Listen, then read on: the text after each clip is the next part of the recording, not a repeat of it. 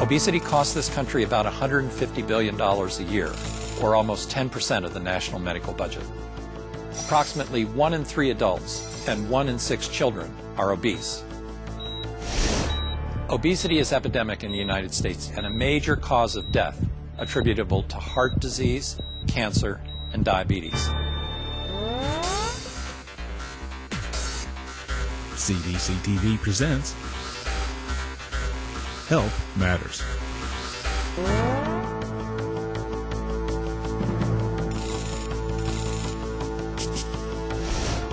At its simplest, obesity results from people consuming more calories than their bodies burn.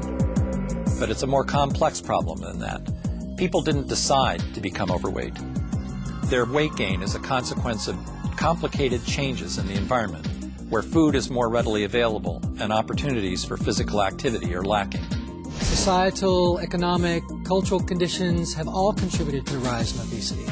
One contributing factor is the fact that the way we eat has changed over the last 50 years. Americans are eating more processed foods and eating out a lot more frequently. The foods that are offered in restaurants, snack shops, and in vending machines are higher in sugar, calories, and fat than what we typically prepare in our own homes. We are surrounded by food. We're constantly bombarded by it. We're consuming larger portion sizes and more calories than ever before. Another factor is that people who live in poor and rural communities may have less access to quality grocery stores that sell healthy and affordable options. In these areas, it might be easier and cheaper for residents to purchase less healthy foods and beverages. Other factors such as technology and the way we build our communities has influenced our lives. Both of these factors have left us more sedentary. Families must drive to work and school because it's often too far to walk. Many communities are built in ways that simply make it difficult or unsafe to be physically active. For many families, safe routes for walking and biking to school or play may not even exist. Getting to parks and recreation centers may be difficult, and public transportation may not even be available. And we spend a lot of time sitting in front of screens for work and for entertainment. Also, too few students get daily quality physical education in schools.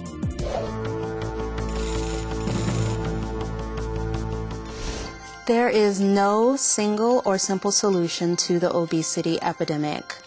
It's going to take solutions at many levels in order to resolve the epidemic. What can each of us do as individuals to be healthier? First, we can eat more fruits and vegetables and fewer foods that are higher in fat and sugar. We can also drink more water instead of sugar drinks. Everyone, including adults of all ages and ability levels and children, need to get the recommended amount of physical activity. Parents can listen to their pediatricians and restrict television viewing for their young children to less than 2 hours a day, and we cannot put televisions in our children's bedrooms. How can we work together as communities to resolve the obesity epidemic? Communities can expand access to fruits and vegetables through farmers markets programs like this one in Brownsville, Texas. The market was designed for the sole intent of reducing obesity rates and improving diabetes rates in our community. There's a wide range of people who come to the market from different walks of life. Low-income families who may not be able to afford some of the fruits and vegetables. The voucher program has been very instrumental. Communities can also advocate for quality nutrition programs and physical education in their school systems. One way to do that is through school health advisory councils. The School Health Advisory Council is something that doesn't cost any money, and it is relatively little amount of time, and it brings together a diverse group of people from the community and the schools. I like to be healthy because I want to be big and strong. Because schools face so much pressure to try to do so many other things, the School Health Advisory Council is the perfect way for schools to achieve it. Local governments and communities can play an important role in developing environments that encourage and support active living. They can increase opportunities for physical activity by encouraging mixed-use development to allow for easy access to schools, businesses, parks, and grocery stores. They can implement traffic safety measures and crime prevention strategies.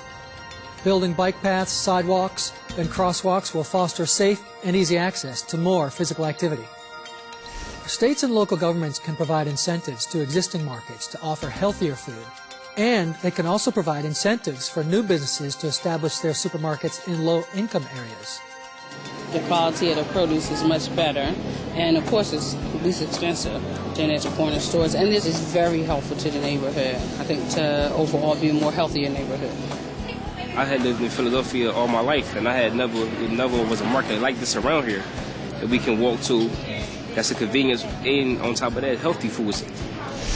Employers can offer worksite health programs that offer a variety of options for their employees, such as this program in Austin, Texas. This used to just be a place to come to work and go home, and now it's a place where you can come and get in your workout and get in your support group for your weight loss. And instead of just going to the short order cook and having a burger and fries, you can have a nice, healthier sandwich. And that's made a difference. In addition, employers can make it easier for women to continue breastfeeding when they return to work, because babies who are breastfed are less likely to become overweight later in life. There is no simple solution to the obesity epidemic. People need to make better choices, but we also have to change those choices in our schools, in our child care settings, in our work sites, and in our communities.